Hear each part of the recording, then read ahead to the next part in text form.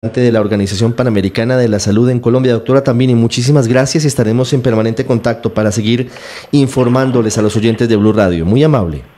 Muchas gracias, Ricardo, y gracias por ese trabajo. Es muy importante la comunicación que ustedes realizan a toda la población, como una comunicación oportuna y certera, y sobre todo motivando que la población busque las fuentes de información oficial, como es el Ministerio de Salud Pública de Colombia, la Organización Panamericana de la Salud y la Organización Mundial de la Salud.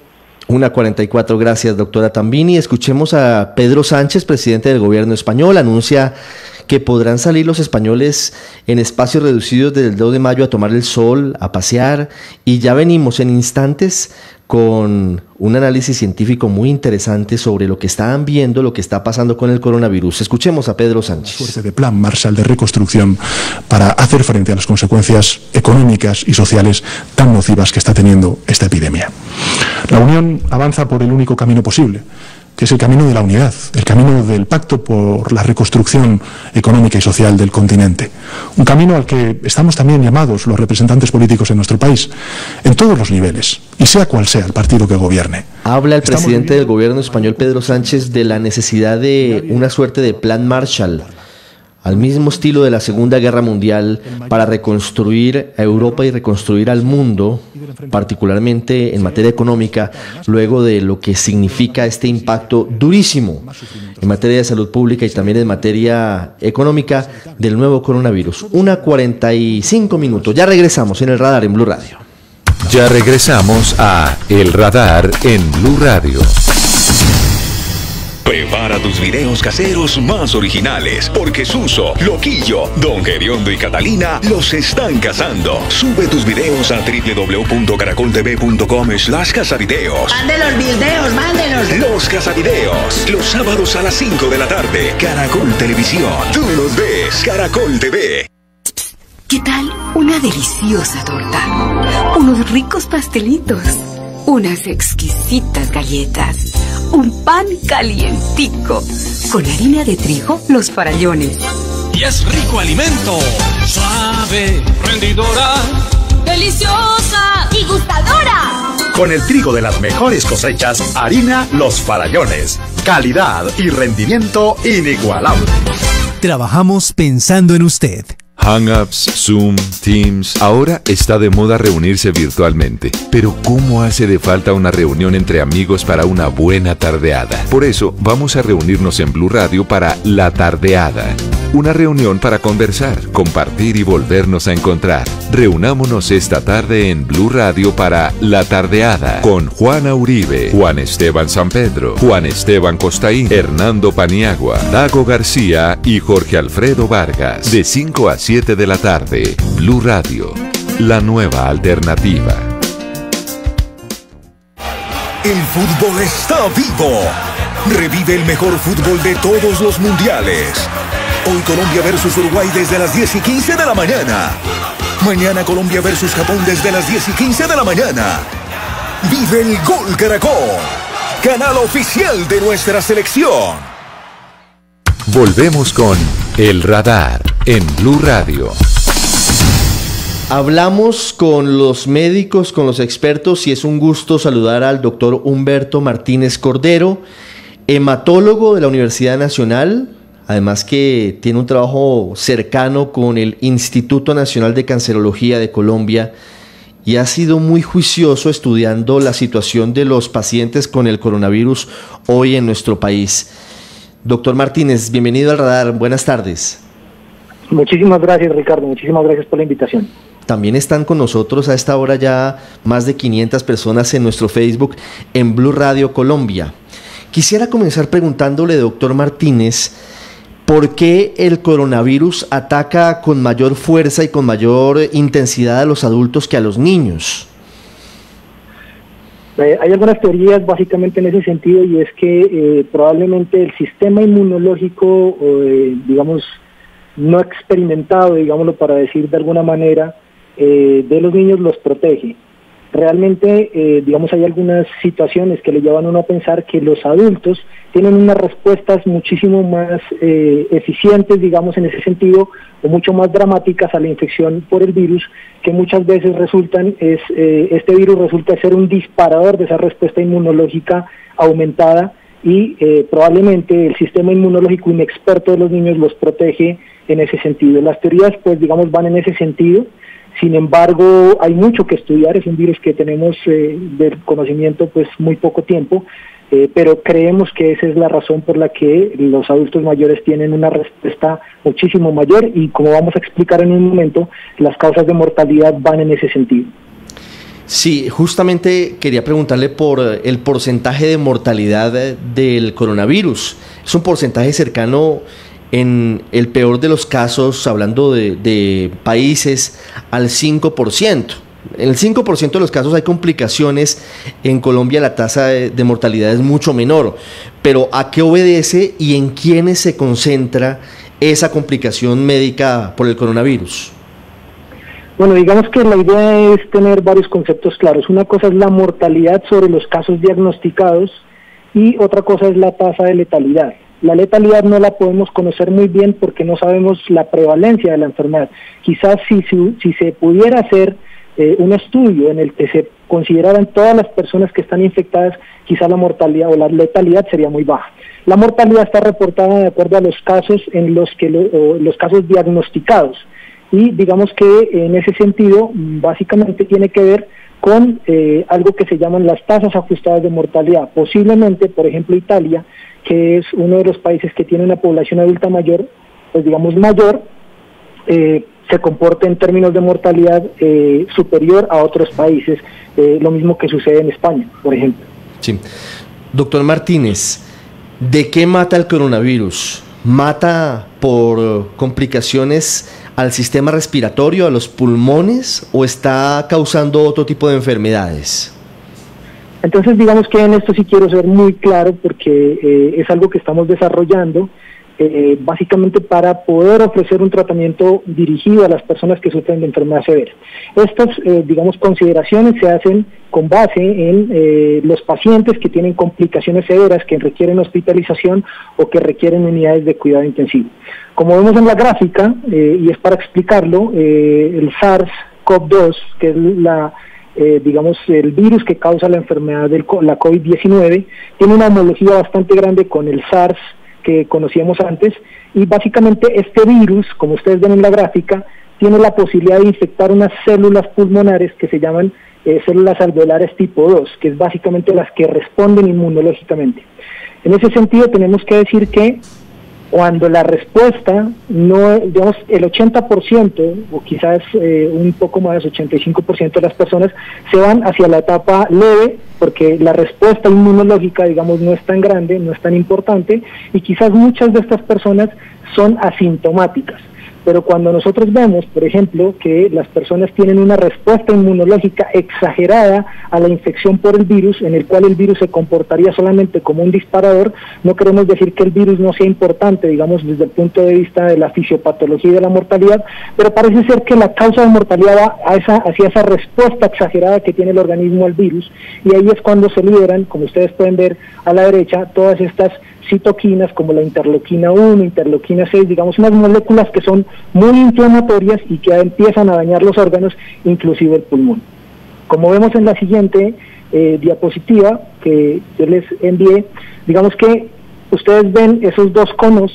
En la primera parte ustedes ven cómo la infección viral o la fase viral va perdiendo importancia a medida que el paciente va progresando de fase, en la fase pulmonar y quizás en la fase hiperinflamatoria. Ya, digamos, la respuesta al virus no es tan importante, ya el virus no es tan importante, sino más bien la respuesta hiperinflamatoria al virus. Y es ahí donde nosotros queremos ser bastante claros con el tratamiento del virus, porque es esa fase hiperinflamatoria la que quizás está, digamos, siendo responsable de un gran porcentaje de la mortalidad en los pacientes, y como les voy a mostrar también los efectos trombóticos que esto produce.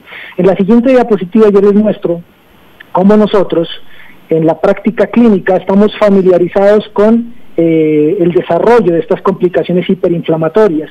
con enfermedades oncológicas como lo son los linfomas, linfoma T, el linfoma NK, en el que vemos muchísimo, digamos, esta respuesta hiperinflamatoria, además que son linfomas que son causados por virus, en su gran mayoría, por ejemplo el virus de Epstein-Barr.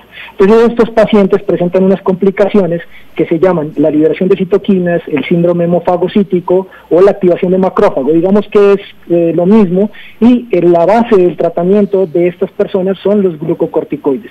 En la siguiente diapositiva yo les muestro cuál es nuestra experiencia manejando un medicamento que se utiliza en la leucemia linfoblástica aguda, que es el blinatumomab, que ese medicamento lo tenemos en el país, y en ese tratamiento nosotros, a una de las situaciones que más tenemos que, digamos, ser muy acuciosos es en la identificación del desarrollo del síndrome de liberación de citoquinas, en donde el tratamiento es el tocilizumab, que se comparte, digamos, con uno de los tratamientos que se utilizan en SARS-CoV-2, COVID-19. Sí. Entonces, en ese sentido, tenemos que decir que, pues, digamos, tenemos la experiencia para identificar cuándo el paciente se está complicando de esta fase hiperinflamatoria y quizás incidir tempranamente. Sí. En la siguiente diapositiva, sí. Yo les muestro Martínez, cómo... Perdóneme, una pregunta para poder ir haciendo interlocución con los oyentes, y ya seguimos con las diapositivas que son muy ilustrativas, por supuesto. Lo que usted nos dice es que yo intento interpretarlo, los análisis y los estudios que han podido encontrar ahora, porque todos estamos aprendiendo del coronavirus, implican o indican que la respuesta exagerada del organismo, reforzando el sistema inmunológico, poniéndolo a trabajar a toda marcha para contrarrestar el SARS-CoV-2, ¿no es verdad?, hace que se activen otro tipo de sustancias en el cuerpo que complican el funcionamiento de otros órganos. ¿Ese es más o menos el funcionamiento? Sí, totalmente de acuerdo. Yo sé que este es un poco técnico este tema, pero voy a tratar de explicarlo de una manera un poco sencilla. Digamos que el virus entra al organismo y en algunas personas tiene la posibilidad o tiene la capacidad de ocasionar una respuesta muy leve. Por eso es que existen muchas personas que ni siquiera se pueden dar cuenta que estuvieron enfermas. Pero cuando esta respuesta al virus es exagerada, es cuando empieza a tener daño en los órganos, cuando empieza a tener daño inclusive en el mismo pulmón, pero ese daño se sale del pulmón y empieza a ocasionar daño en otros órganos, como el riñón, como el hígado.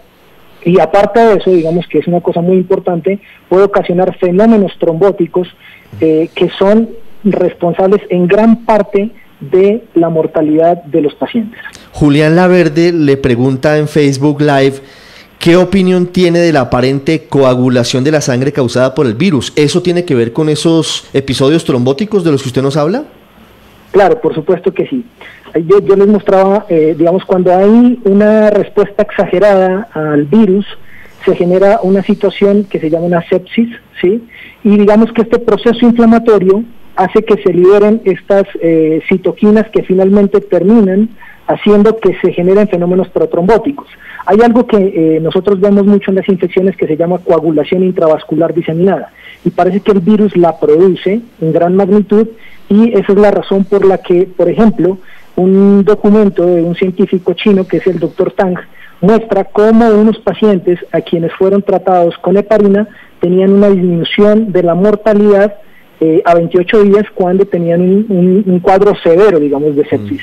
En ese sentido, digamos que la heparina en los pacientes, ojo que esto es lo que estoy diciendo, es en pacientes hospitalizados y en cuidado intensivo, no es para todo el mundo. La heparina puede tener un efecto protector sobre la salud de las personas que están teniendo un cuadro severo por coronavirus. Entonces, en ese sentido, lo que tenemos que decir es que hay que incidir en el proceso de coagulación intravascular diseminada, y el tratamiento con heparina tiene que ser fundamental. Pero digamos que la conclusión de todo esto es que el manejo tiene que ser interdisciplinario. Es muy importante el ejercicio, por supuesto, de todas las personas clínicas que intervienen en el tratamiento de la enfermedad severa por coronavirus, pero creemos que es importante que haya esa visión de parte de nosotros, de los hematólogos, de los reumatólogos que manejan frecuentemente estos medicamentos inmunológicos o biológicos, para poder manejar de una forma integral a los pacientes que están sufriendo enfermedad severa, y ese es el motivo por el cual nos hemos interesado en el tratamiento de esta enfermedad. Preguntas de los oyentes. A esta hora tenemos 710 personas conectadas en Facebook Live y nos escuchan en todo el país, doctor Martínez Cordero. Por eso, de alguna manera, las personas que han fallecido con COVID-19 tienen algún tipo de complicación coronaria o cardíaca y por eso podrían ligarse estas complicaciones y estos fenómenos trombóticos. Por ejemplo, le hablo de los hipertensos, le hablo de las personas que tienen algunos otro tipo de complicaciones cardíacas que siempre aparecen en la mayoría de casos como comorbilidades adjuntas a la persona que muere con coronavirus. Es posible que sí. Por ejemplo, en el artículo de Juan lo que muestra, el que describe 1099 pacientes en China, digamos, describe cómo las personas que tienen comorbilidades, como las enfermedades cardiovasculares, la diabetes, etcétera, pues tienen un proceso, digamos, un riesgo mucho más alto de complicarse. Y en ese mismo documento, por ejemplo, demostraban que uno de los marcadores de coagulación incrementado era responsable de gran parte de la mortalidad de estos pacientes, mayores y con comorbilidades, cuando estaba asociado a esta molécula que se llama el dímero E. En ese sentido tenemos que decir que cuando se comparten estas cosas, digamos, como comorbilidades, sobre la base de la posibilidad de tener mayor incremento en la formación de trombos, pues explica en gran parte la causa de mortalidad. Lo que han mostrado las necropsias y algunos estudios que vienen de China que muestran necropsias, muestran cómo los pulmones en los pacientes fallecidos por coronavirus están inundados de trombos. Entonces, en ese sentido tenemos que decir que es urgente poder desarrollar estudios que nos hablen acerca de cuál es la real implicación de la coagulación intravascular diseminada en la mortalidad, y eso es en lo que estamos avanzando. Sí, sobre eso quería preguntarle, doctor Martínez Cordero, porque sé que en Colombia avanzamos en esos estudios.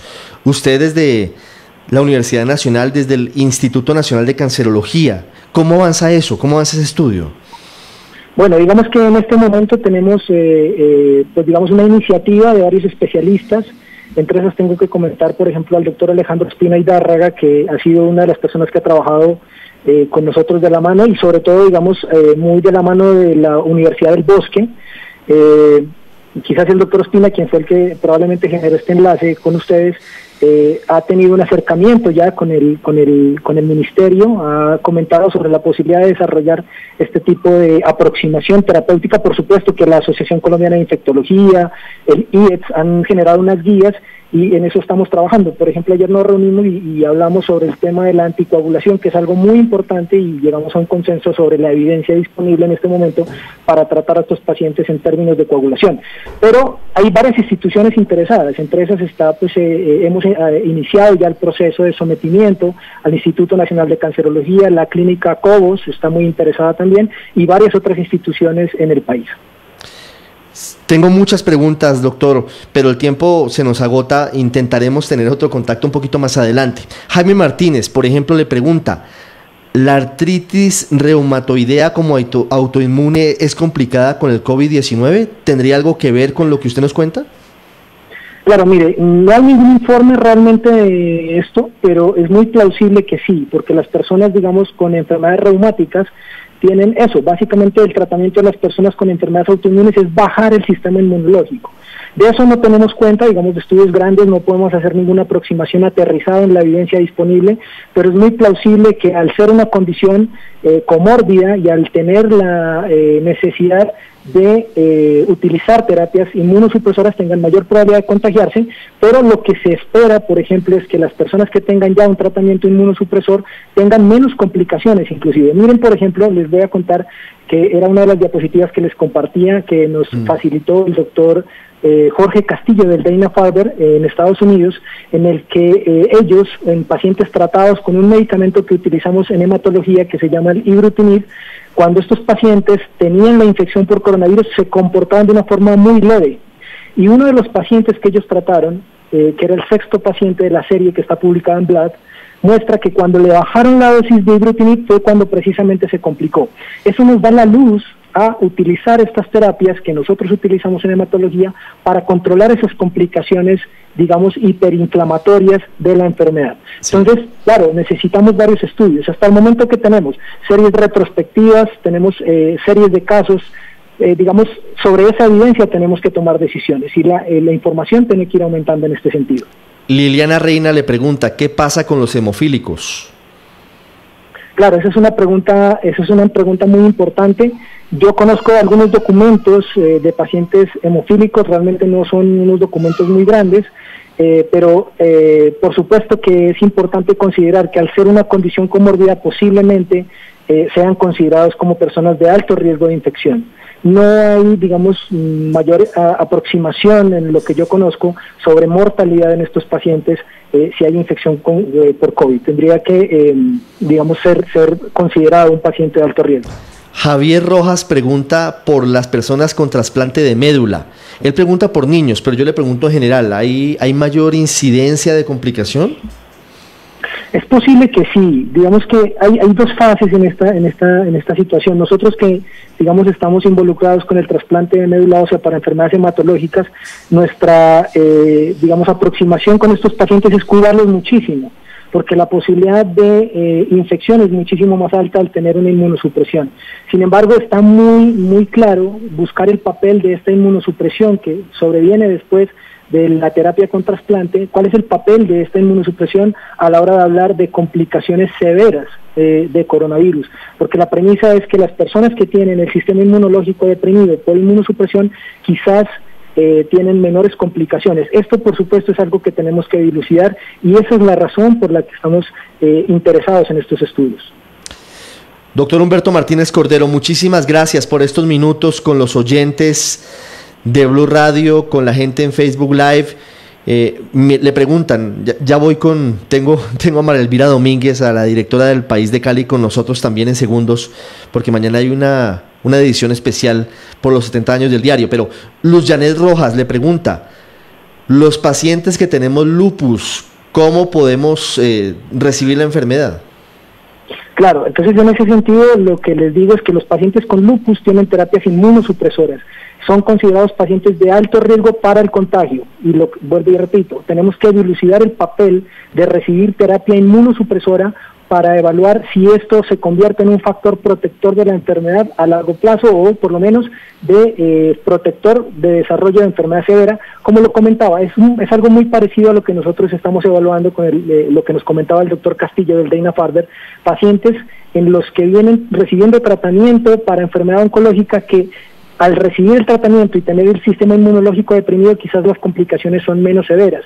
De suerte que, por ejemplo, este paciente cuando se redujo la dosis fue cuando se complicó y cuando se volvió a continuar con la dosis anterior fue cuando pudo salir de la unidad de cuidados intensivos. El papel en otras enfermedades, como las enfermedades reumáticas, está por dilucidar en ese sentido, pero lo que tendría que decir es, al ser una condición comórbida y al ser una condición que recibe tratamiento inmunosupresor como los esteroides o el rituximab, deben ser considerados de alto riesgo para contagio y deben tener unas medidas de protección más altas porque no conocemos todavía el comportamiento en cuanto a mortalidad.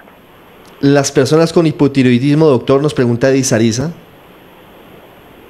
Sí, hace poquito escuché, ese no es mi campo, digamos, en ese sentido, pero escuchaba el concepto de un endocrinólogo que hacía, digamos, una aproximación acerca de la condición comórbida, que probablemente les incrementa el riesgo de contagio también, pero que no hay, pues, digamos, mayores aproximaciones en este sentido aterrizadas en la evidencia. Doctor Martínez, lo invito a que hagamos otro Facebook Live la próxima semana, porque hay muchas dudas de la gente. ¿Le parece? Por supuesto. Sí, sí. Le mando un abrazo, muchas gracias. Un abrazo, gracias.